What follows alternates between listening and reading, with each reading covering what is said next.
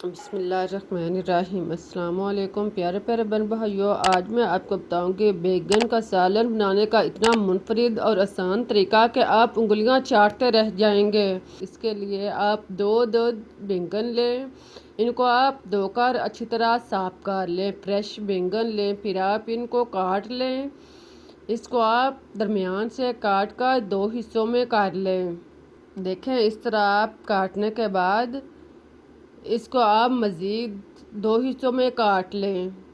इसके आप 4 टुकड़े बना लें। अगर टुकड़े ज़्यादा बड़े हों तो आप इसको मज़ीद काट सकते हैं। अगर टुकड़े नॉर्मल हो तो आप इसको इसी तरह रहने दें, और अगर टुकड़े बड़े हैं तो आप इसको मज़ीद काट कर मुनासिब साइज़ के टुकड़े तैयार कर लें। इसी तरह इस साइज़ के आप टुकड़े तैयार करके आप इसको एक साइड पर रख दें। आप 3 अदद टमाटर लें, इसको धोकर साफ कर लें। धोकर अच्छी तरह साफ कर लें और टमाटर को आप दरमियान से काट लें। काट कर आप इसको दो हिस्सों में काट लें। टमाटर काटने के बाद अब आप 3 से 4 हरी मिर्च लें, इसको भी धोकर साफ कर लें।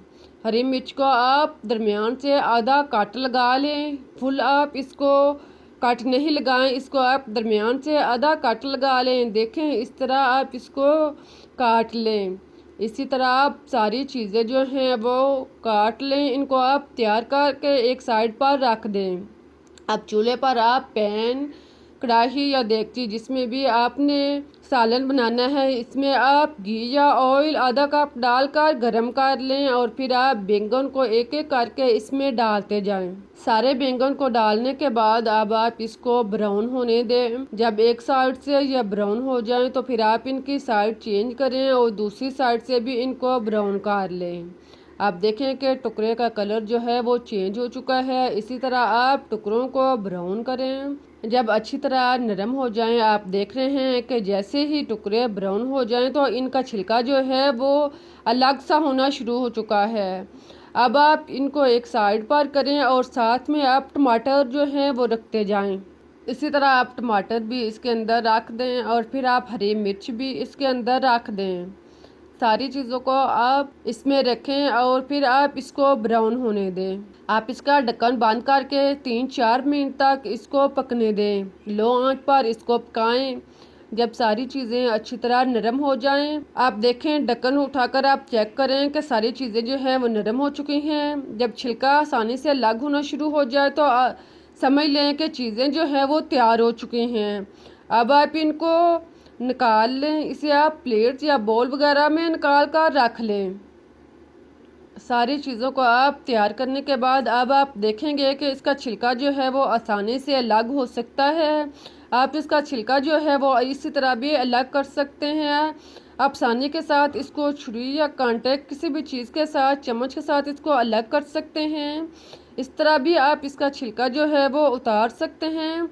और अगर आप इस तरह नहीं उतारना चाहते तो आप इसको मैश कर लें। आप इसको छिलके समेत मिक्स करें। मैश करेंगे तो गोदा जो है वो आसानी से अलग हो जाएगा और छिलके जो हैं वो अलग हो जाएंगे। आप देख सकते हैं कि जैसे जैसे मैश कर रहे हैं तो इसका गोदा जो है वो अलग होना शुरू हो गया है और छिलके जो हैं वो खुद ब खुद ही अलग होना शुरू हो चुके हैं। इसी तरह आप इसको खूब अच्छी तरह मैच करने के बाद आप इसके छिलके निकाल लें। इसकी टहनियाँ, छिलके वगैरह जो हैं वो आप अच्छी तरह निकाल कर एक साइड पर रख लें। इस तरह आप इसका गोदा जो है वो तैयार करके एक साइड पर रख दें। अब बकिया घी में, अगर घी थोड़ा है तो आप घी थोड़ा सा और डाल सकते हैं। इसमें आप जीरा 1 चम्मच डालकर ब्राउन कर लें। सार में दालचीनी का 1 टुकड़ा और बड़ी इलायची 1 अदद डालने के बाद अब आप कड़ी पत्ता डालकर इन सब चीज़ों को ब्राउन कर लें। फिर आप अदरक और लहसुन कुटा हुआ 1 से 2 चम्मच इसमें डालें और इसको आप 1 से 2 मिनट तक ब्राउन करें।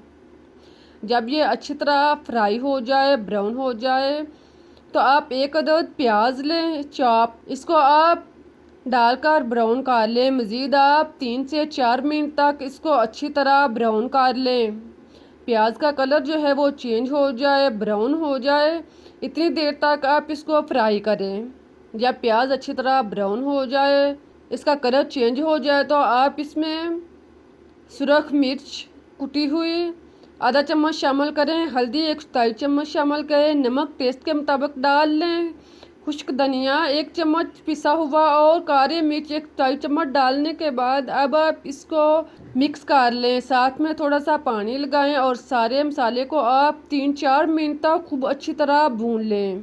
मसाले को आप खूब अच्छी तरह भूनें, फ्राई करें। मसाला तैयार हो जाए तो आप इसमें बैंगन का भुर्ता डाल दें। बैंगन का भुर्ता डालने के बाद अब आप इसको मिक्स करें। मसाले और बैंगन को अच्छी तरह मिक्स कर लें। मसाले के अंदर बैंगन को खूब अच्छी तरह मिक्स करने के बाद अब आप इसे 3-4 मिनट तक भूनें ताकि बैंगन जो है वो अच्छी तरह फ्राई हो जाएं। भूनने के बाद अब आप इसका ढक्कन बंद कर दें और इसे लो आंच पर 4-5 मिनट पर दम पर रख दें। 4-5 मिनट दम पर रखने के बाद इसका ढक्कन ओपन करें, चम्मच चलाएं और इसे एक ऊपर नीचे मिक्स कर लें। देखें अब बहुत ही मज़ेदार और टेस्टी भुर्ता जो है वो तैयार हो चुका है। इस तरह से आप इसमें कटा हुआ हरा धनिया डालें और 1 अदद कटी हुई मिर्च भी डाल लें। इनको आप डालने के बाद अच्छी तरह मिक्स कर लें। बहुत ही मज़ेदार लजीज बैंगन का सालन तैयार हो चुका है। जब आप इस तरह से सालन बनाएंगे तो यकीन करें गोश्त खाना भी भूल जाएंगे और जिसने कभी बैंगन नहीं खाए वो भी आपसे फरमाइश पर बनवाएगा। उम्मीद है कि आप लोगों को रेसिपी पसंद आई होगी। अगर आपको बनाने का तरीका पसंद आया है तो इसे लाइक करें, चैनल को सब्सक्राइब करें, शेयर करें। फिर मिलते हैं एक नई और मज़ेदार रेसिपी के साथ। इस दुआ के साथ आपके मालो दौलत में, रिज़्क़ में इजाफा फरमाए। अल्लाह हाफिज़।